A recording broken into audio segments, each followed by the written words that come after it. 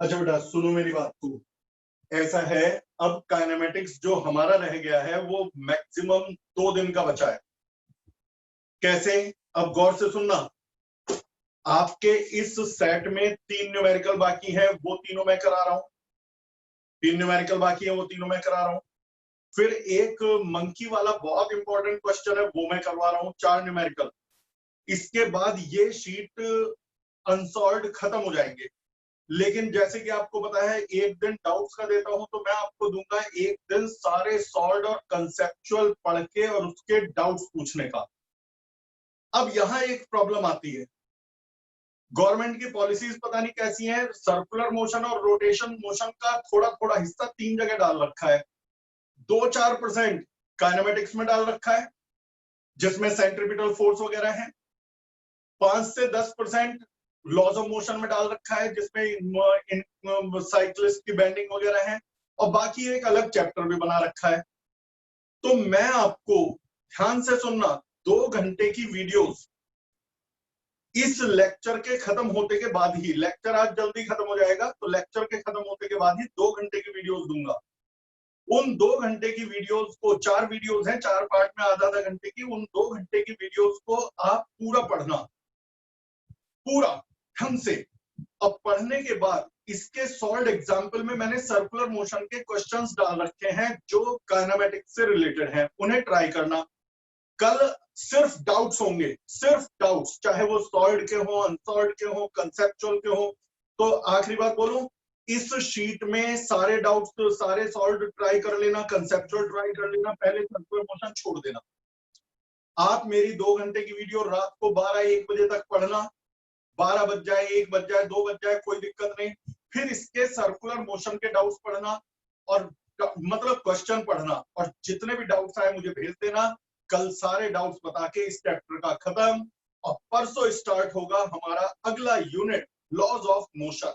Laws of motion, तो परसों से कोई भी एब्सेंट नहीं होगा। तुम्हें मालूम है किसी भी चैप्टर की बिगनिंग सबसे ज्यादा इंपॉर्टेंट होती है, तो बेटा लॉज ऑफ मोशन में भी शुरुआत के 4 दिन सबसे ज्यादा इंपॉर्टेंट है, जब किसी भी चैप्टर का बेस तैयार होता है। तो आज लाइव में सिर्फ 4 न्यूमेरिकल है आपके लिए।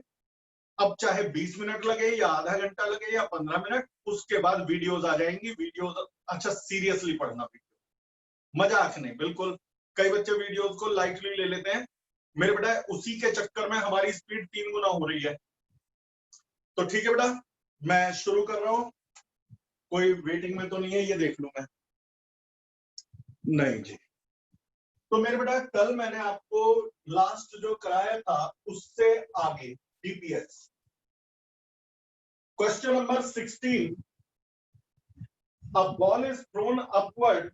अच्छा एक चीज और बोल दूं, सॉरी ऐसा है, जब ये काइनेमेटिक्स खत्म हो जाएगा फिर मैं आप लोगों से नाम मांगूंगा, कंपटीशन की तैयारी कौन कौन करना चाहते हैं।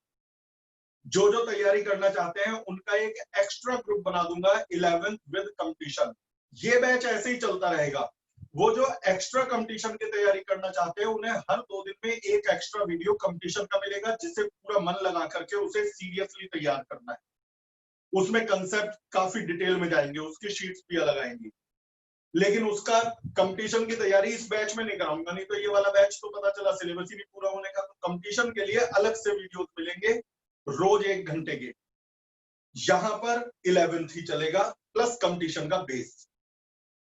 मेरे बेटा क्वेश्चन नंबर 16 में ball is thrown upward with velocity 80 metre per second. Ball को हमने फेंका, velocity initial velocity 80 metre per second से at 30 degree with the horizontal. Find its velocity after 1 second. फेंकने के 1 सेकंड बाद जब ये यहां पहुंच गया तो वेलोसिटी बताइए कितनी वेलोसिटी है। ऑब्वियसली वेलोसिटी एक वेक्टर क्वांटिटी है, तो मैग्नीट्यूड के साथ साथ डायरेक्शन भी बतानी पड़ेगी। तरीका सीख लो। मैंने आपको बता रखा है यूएक्स यूवाई वाला मेथड इतना सुपर हिट है कि जिसको वो आता है दुनिया का हर प्रोजेक्टाइल का न्यूमेरिकल सॉल्व हो जाता है। ये है बेटा सर जो, अब बोलो बेटा। सर एक बच्चे को सर ले लीजिए। ओके 1 सेकेंड, ले लिया बेटा, थैंक यू। तो मेरे बेटा ये है हमारा 80 cos 30 कंपोनेंट। अब तो बहुत न्यूमेरिकल हो चुके हैं, आप जानते हो u cos थीटा। ये है 80 sin 30, यानी कि u sin थीटा जहां से फेंका वो ओरिजिन, ये एक्स एक्सेस, ये वाई एक्सेस, तो 80 cos 30 और 80 sin 30। मुझे निकालना है फेंकने के 1 सेकंड बाद वेलोसिटी, और साथ में फेंकने के 1 सेकंड बाद इसका एंगल अल्फा। अब मेरे बेटा एक बात सुन, सबसे पहले लिखेंगे यूएक्स, यूवाई, एएक्स, एवाई और वीएक्स, वीवाई। मैंने कहा था कि बेटा जब टाइम ऑफ फ्लाइट या रेंज निकालनी होती है तो मतलब टाइम ऑफ फ्लाइट और रेंज या हाइट वगैरह निकालनी होती है तब तो एस एक्स और एस वाई चाहिए होते हैं। बाकी वेलोसिटी और डायरेक्शन निकालनी होती है तो वीएक्स और वीवाई। तो मुझे वीएक्स और वीवाई निकालना पड़ेगा। यूएक्स है 80 cos 30, यूवाई है 80 sin 30, दोनों प्लस हैं। एएक्स है 0, एवाई है -g को 10 लिख रहा हूं सीधे, आप 9.8 ले सकते हो। टाइम है 1 सेकेंड, क्योंकि उन्होंने थ्रो करने के 1 सेकेंड बाद वेलोसिटी पूछी। अब आप फॉर्मूले लगाइए दो। पहला फॉर्मूला लगाओगे Vx is equal to ux plus AXT, फिर लगाओगे Vy is equal to uy plus AYT। ux है 80 cos 30, AX 0, तो ये वाली टर्म खत्म हो गई। uy 80 sin 30, AY है -g यानी -10 और टाइम है 1 सेकेंड। 1 सेकेंड बाद पूछा है, मैंने अभी सिर्फ वैल्यूज रखी है। तो ये हमारा sin 30 हाफ, हाफ से 80 कट के आ गया 40, 40 -10 30, तो Vy आ गया 30। cos 30 √3/2, तो ये है 40 √3। Vx और Vy निकल गए। ये क्या है बेटा, थ्रो करने के 1 सेकेंड बाद जो वेलोसिटी है उसका x कंपोनेंट Vx, और थ्रो करने के 1 सेकेंड बाद जो वेलोसिटी है उसका y कंपोनेंट यानी कि Vy। अब आपको Vx मालूम है, Vy मालूम है, नेट वेलोसिटी निकालनी है। तो मैंने आपको सिखा रखा है बेटा, net velocity under root Vx square plus Vy square से निकल जाएगा। तो Vx की वैल्यू रख देना, इसमें Vy की वैल्यू रख देना, और आपको वेलोसिटी का आंसर मिल जाएगा। खुद निकाल लेना कैलकुलेशन। अच्छा, ये वेलोसिटी कितना एंगल बनाएगी? ये कौन सा एंगल है? थ्रो करने के 1 सेकेंड बाद का एंगल, डायरेक्शन। तो tan alpha Vy upon Vx, जिसमें Vy नोन है, Vx नोन है, दोनों नोन है, तो अल्फा आ जाएगा। भले ही tan इनवर्स में छोड़ के आओ लेकिन अल्फा आ जाएगा। और लिख जरूर देना अल्फा का कि this is the angle which the velocity makes with horizontal. यही आपका आंसर होगा। अगला क्वेश्चन बेटा, question number 17। Show that maximum range of the projectile in any direction is described in the same time in which it should fall freely under gravity through the distance starting from rest. Show that maximum range of the projectile in any direction. वो कह रहे हैं किसी भी direction में जो maximum range होती है, मान लो मैं u वेलोसिटी से थीटा एंगल पर बॉडी को फेंकूं, तो जो मैक्सिमम रेंज होगी, आप जानते हो मैक्सिमम रेंज तो 45 डिग्री पर थ्रो करने से होती है। किसी भी डायरेक्शन में आप थ्रो करो, 45 डिग्री पर फेंकोगे तो मैक्सिमम रेंज होती। तो मैक्सिमम रेंज कितनी होती है? तो जवाब है, रेंज का फॉर्मूला है u square sin 2 theta upon g। यही होती है ना। और थीटा लेना है 45, तो थीटा 45, तो 2 × 45 90, sin 90 होता है 1, तो ये तो गायब हो गया। बस क्या रह गया, u स्क्वायर अपॉन g। यही है मैक्सिमम रेंज। तो वो कह रहे हैं कि जो ये मैक्सिमम रेंज है किसी भी डायरेक्शन में, जितना समय इसे जाने में लगा, टाइम कितना लगा जाने में, तो जवाब है 2u sin theta upon g। Theta को 45 ले लो, थीटा को 45 ले लो, क्योंकि 45 डिग्री पर फेंका गया है, तो sin 45 होगा 1/√2, और 1/√2 से 2 कट जाएगा तो √2। तो इतनी रेंज जाने में इतना टाइम लगा। तो show that maximum range of projectile in any direction is described in the same time which it would fall freely under gravity through the distance starting from rest. अब ये कह रहे हैं कि यदि इतनी ही डिस्टेंस जो इसकी रेंज है, यदि वो फ्री फॉल करती तो उसे कितना टाइम लगता है, ये बताओ। मान लो बेटा 0 वेलोसिटी से शुरू करती और वो हाइट गिरती u square upon g। Range के बराबर हाइट से गिरती, स्टार्टिंग फ्रॉम रेस्ट। जितनी इसकी रेंज है, मेरी बात सुन, दो बार बोल रहा हूं, जितनी इसकी रेंज है उतनी हाइट गिरने को छोड़ दिया जाता जीरो वेलोसिटी से, तो उसे कितना टाइम लगता नीचे गिरने में। तो मेरे बेटा अब इसको तो जाओ भूल जाओ, अब इसकी बात करो। मेरे बेटा तुम जानते हो जब कोई फ्री फॉल करता है तो h equal to u t plus half g t square होता है। लेकिन अब इसकी बात नहीं कर रही है, अब हम इसकी बात कर रहे हैं। इसमें h कितनी हाइट से गिरा है, तो जवाब है जो इसकी रेंज थी उसके बराबर हाइट से गिरा है, यानी कि बेटा u square upon g height से गिरा है। कितनी इनिशियल वेलोसिटी से गिरा है, जीरो। तो जब यहाँ इसकी इनिशियल वेलोसिटी जीरो है तो जीरो इंटू टी तो खत्म हो गया, is equal to half g t square. तो टी स्क्वायर किसके बराबर हो जाएगा, 2u square upon g. T square हो जाएगा 2u स्क्वायर अपॉन जी स्क्वायर। तो इसे टाइम कितना लगेगा, यदि टी स्क्वायर है 2u स्क्वायर अपॉन जी स्क्वायर, तो टी कितना होगा, तो जवाब होगा अंडर रूट 2u अपॉन जी। ये तो इसी टाइम के बराबर है, अंडर रूट 2u अपॉन जी यहाँ था, अंडर रूट 2u अपॉन जी यहाँ है। तो इसका मतलब जितनी वो मैक्सिमम रेंज गया था उतनी ही हाइट से ड्रॉप किया जाए, तो जितना समय इसे यहां जाने में लगा था उतना ही टाइम नीचे गिरने में लगेगा। यही वो शो करने के लिए कह रहे थे, वो आपको इस तरह से निकाल के दिखाना है। अगला क्वेश्चन। अच्छा, जैसे मैंने बताया इतना मैं मिटा रहा हूँ, बोलता रहा हूँ, जैसे मैंने बताया अब ये चैप्टर खत्म होने वाला है, डाउट आप मुझे भेज दीजिए। डाउट्स बेटा बिल्कुल क्लियर होने चाहिए। हाथ से लिखे हुए एक दो बच्चों ने भेजे, वो बेटा पढ़ने में ही नहीं आ रहे, चील कौवे से उड़ रहे हैं। तो डाउट्स बेटा ज्यादा से ज्यादा कोशिश ये करो कि स्क्रीनशॉट लेके या तो भेजो या फिर मुझे क्वेश्चन नंबर लिख के भेज दो कि सर ये वाला डाउट है। ठीक है, सजेशन दे रहा हूं मैं, बताना तो चाहता हूं लेकिन पढ़ने में तो आएगा मुझे। तो ये आपका 17वां क्वेश्चन भी हो गया। अगला न्यूमेरिकल मेरे बेटा क्वेश्चन नंबर 18। क्वेश्चन नंबर 18 है, body is projected with velocity u1। एक बॉडी को u1 वेलोसिटी से 60 डिग्री के एंगल पर फेंका गया प्रोजेक्टाइल के रूप में। दूसरी बॉडी को, इसे तो u1 वेलोसिटी से फेंका गया, इसे u2 वेलोसिटी से फेंका गया वर्टिकली अपवर्ड। तो वो कह रहे हैं कि एक बॉडी यहां से आ रही है और एक बॉडी यहां से जा रही है, एक साथ इनको फेंका गया, तो इनकी टक्कर हो जाए, टक्कर हो जाए उसके लिए u1 अपॉन u2 कितना होना चाहिए। क्वेश्चन समझ लीजिए पहले।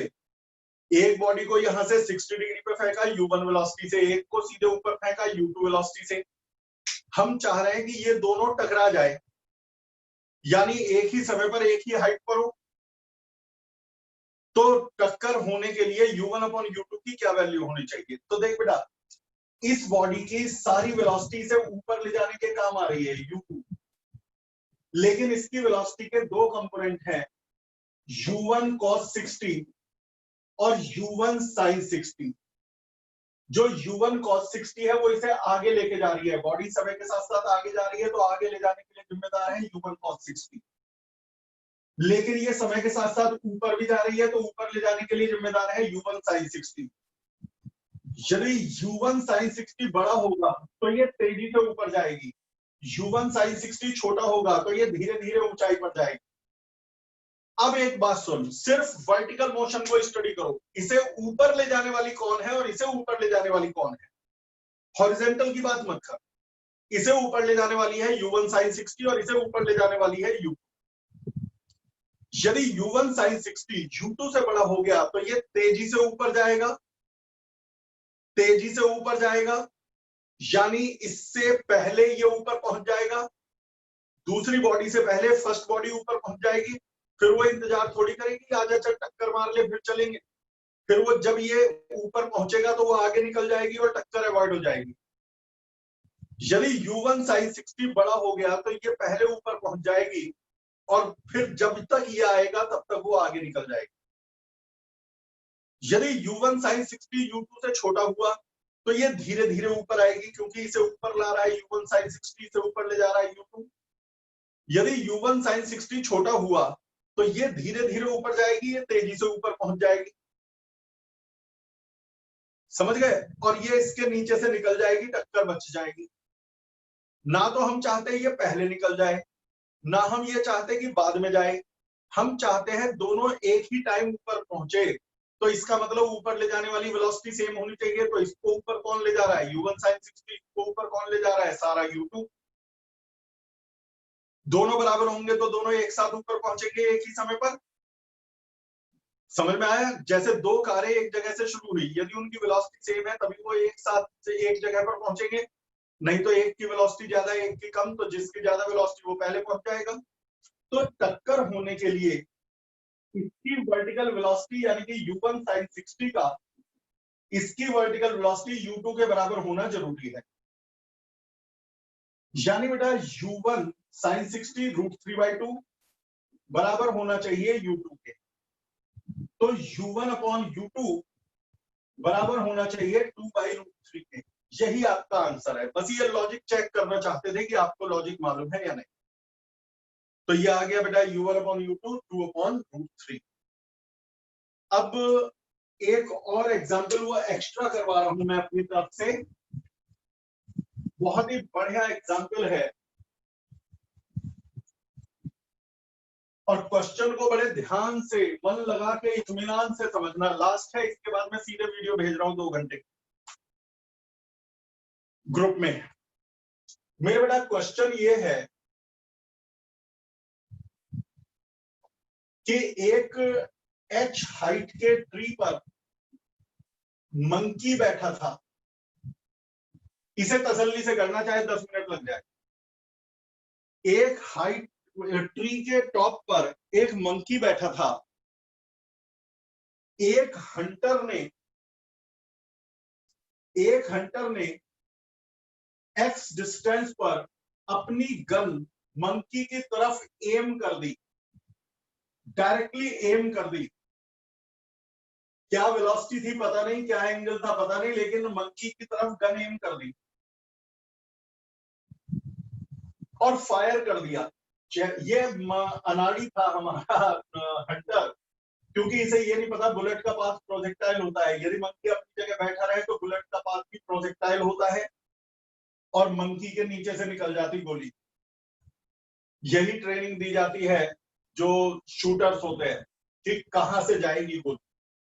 तो इसने खैर इसे प्रोजेक्टाइल का ध्यान नहीं रहा, इसने सीधे मंकी की तरफ एम कर दी बुलेट।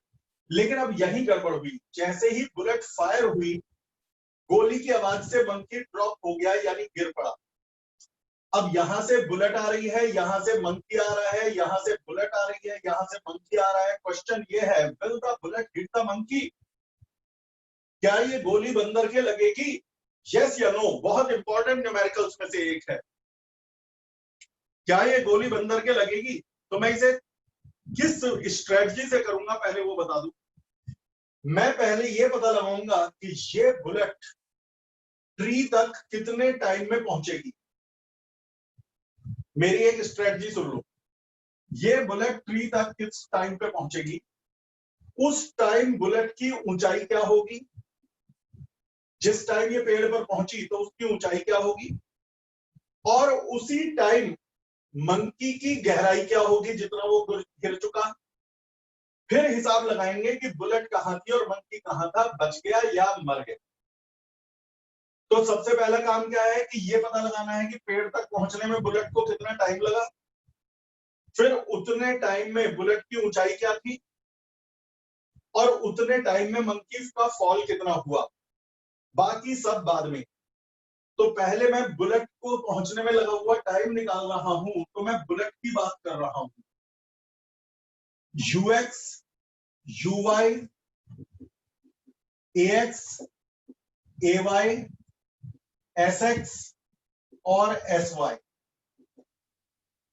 सिर्फ यहां तक की study. ux u cos theta आप पहले से जानते हो, uy u sin theta, ax 0 ay minus g, sx है x, sy है h1, एक्स के अलोंग जो बुलेट ने डिस्टेंस चली एक्स, वाई के अलोंग जो बुलेट ने हाइट कवर करी वो h1। एस किसे कहते हैं? डिस्प्लेसमेंट। आगे यहां तक समझ में?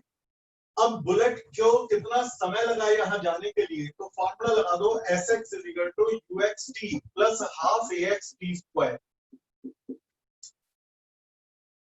x Sx है x, ux है u cos थीटा, टाइम का तो निकालना है, ax है 0 तो ये तो सारी टर्म उड़ गई, तो टाइम आ गया x/u cos थीटा। यानी कि बेटा बुलेट को यहां तक पहुंचने में जो समय लगा वो इतना है। अब क्या निकालना है?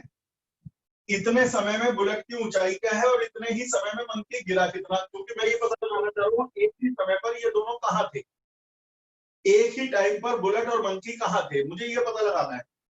तो इसी टाइम पर बुलेट की हाइट और इसी टाइम में मंकी कितना गिरा, तो बुलेट की हाइट निकलेगी sy = uyt plus half ayt square से। sy है h1, बुलेट की ऊंचाई को मैंने h1 माना है, uy है u sin थीटा, टाइम है x/u cos थीटा, ay है -g तो -12g, t स्क्वायर हो जाएगा x² u square cos square theta. u से u कट गया तो h1 यानी बुलेट की height x tan theta -gx² upon 2u square cos square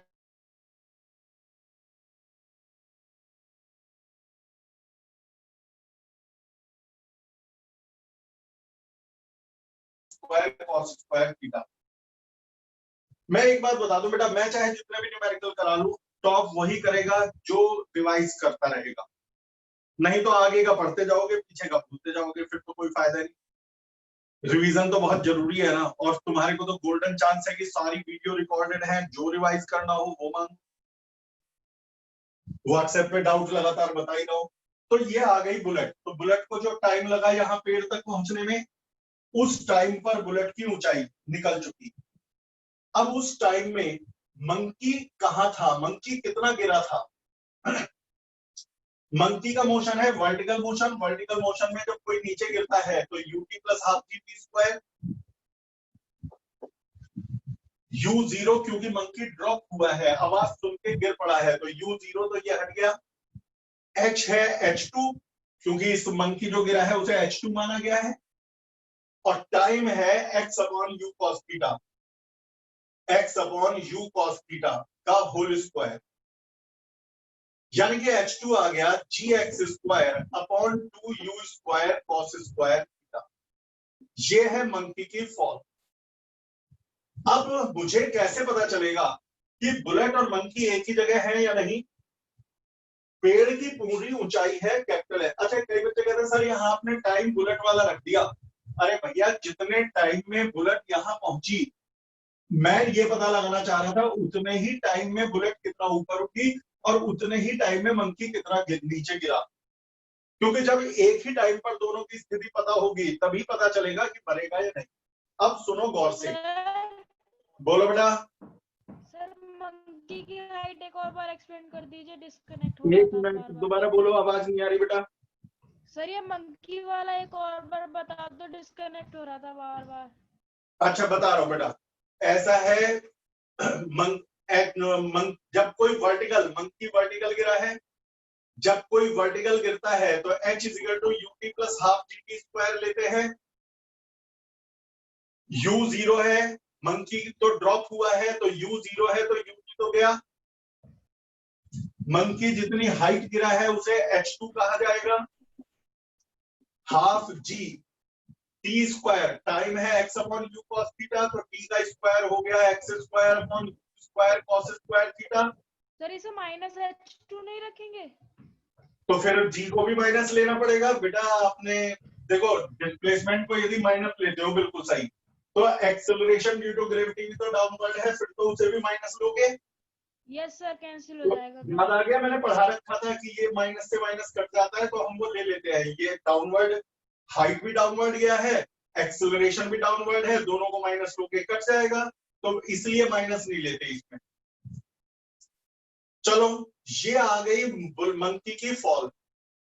अब यहाँ पे मैं एक चीज बोल रहा था उस समय कि कई बच्चे कहते हैं टाइम तो आपने बुलेट वाला ले लिया, तो मेरे बेटा एक बात बताओ, दो चीजें टकराएंगी या नहीं, तो ये पता करने के लिए मुझे ये जानना जरूरी है कि उसी टाइम बुलेट कहाँ थी और उसी टाइम मंकी कहाँ था। यदि दोनों एक ही टाइम पर एक ही जगह थे तो मरेंगे, और यदि एक ही टाइम पर अलग अलग जगह थे तो बच जाएंगे। तो मैंने इसीलिए जितने टाइम में बुलेट पेड़ तक पहुंची उतने टाइम में बुलेट कहाँ थी और उतने टाइम में मंकी कहाँ था, मैंने टाइम एक ही रखा। अब यहां से बात आती है, बुलेट की पेड़ हमारा जो पूरा था कैपिटल एच ऊंचाई का था। मान लीजिए बेटा बुलेट की हाइट h1 और मंकी की हाइट h2। सपोज बुलेट नीचे है और मंकी ऊपर है एक ही समय पर, तो h1 और h2 का सम कैपिटल H से छोटा हो जाएगा। सपोज करिए बुलेट तो नीचे पहुंची और मंकी ऊपर रह गया, तो h1 और h2 का सम कैपिटल H नहीं है। यदि h1 और h2 का सम, गौर से सुन लो, यदि स्मॉल h1 और स्मॉल h2 का सम कैपिटल H से कम है, इसका मतलब मंकी ऊपर रह गया, बुलेट नीचे। या फिर मान लो मंकी तो नीचे गिर गया और बुलेट जो है वो ऊपर पहुंची, तो ऐसे में बुलेट की ऊंचाई h1 और मंकी का फॉल h2, h1 और h2 का सम कैपिटल H से बड़ा हो जाएगा। h1 और h2 का सम कैपिटल H से बड़ा हो जाएगा। लेकिन यदि मंकी और बुलेट एक ही जगह पर है, यही है मंकी यही है बुलेट, यानी बंदर को गोली लग गई, तो बुलेट की हाइट यानी कि बेटा h1 और मंकी की फॉल h2 दोनों का सम पेड़ की ऊंचाई के बराबर होगा। यदि मंकी भी यही है बुलेट भी यही है, तो मंकी की हाइट और बुलेट की हाइट और मंकी की डेप्थ दोनों का सम पेड़ की टोटल हाइट के बराबर होगा। तो इसका मतलब यदि मंकी को गोली लगेगी तो h1 और h2 का सम कैपिटल H आना चाहिए। अब मेरे सामने एक प्लान तैयार है, मुझे h1 पता है और h2 पता है, मैं निकालूंगा h1 प्लस h2। अब दो में से एक बात होंगी, या तो h1 plus h2 capital H आएगा या नहीं आएगा। यदि h1 plus h2 capital H नहीं आया तो मैं ताली बजा दूंगा कि बंदर बच गया, और यदि h1 और h2 का सम कैपिटल H आ गया तो दोनों एक ही जगह पर है, गोली लगी। अब है असली धुक का समय कि बंदर बचेगा या मरेगा। इन दोनों को जोड़ दो, h1 प्लस h2 कर दो orally, gx²/2u² cos² theta, gx² 2u² cos² theta. जब इसे इसमें जोड़ोगे तो minus gx² 2u² cos² theta cut जाएगा, ये प्लस का है ये माइनस का, बचेगा x tan थीटा। अभी भी कैपिटल H नहीं आया, उम्मीदें के बाकी हैं, लेकिन अब tan थीटा की वैल्यू रखो। ये एक राइट एंगल ट्रायंगल है, tan थीटा होता है परपेंडिकुलर अपॉन बेस। परपेंडिकुलर है कैपिटल H, बेस है x। परपेंडिकुलर है कैपिटल H, बेस है x, तो tan थीटा हो जाएगा h अपॉन x। सर मर गया। यही तो दुख है, x से x कट गया और रह गया h, और h का मतलब ये है कि बुलेट बंदर को लगेगी। क्या कर सकते हैं, साइंस है। तो मेरे बेटा आप 3 स्टेज का था, जो बच्चे सोचेंगे क्वेश्चन बहुत लेंथी है, बेटा 3 स्टेप थे। पहले बुलेट को कितना टाइम लगा वो निकालो, उतने टाइम में बुलेट की हाइट और मंकी की डेप्थ निकालो, और दोनों का सम चेक कर लो, दोनों का सम कैपिटल H आ गया तो बंदर मर गया। तो ये मैंने भेज दिया। अच्छा अब मैं आपको सेंड कर रहा हूँ वीडियो, लेकिन एक सेकंड भागो मत, मैं कुछ बता रहा हूँ। रिकॉर्डिंग बंद कर दो।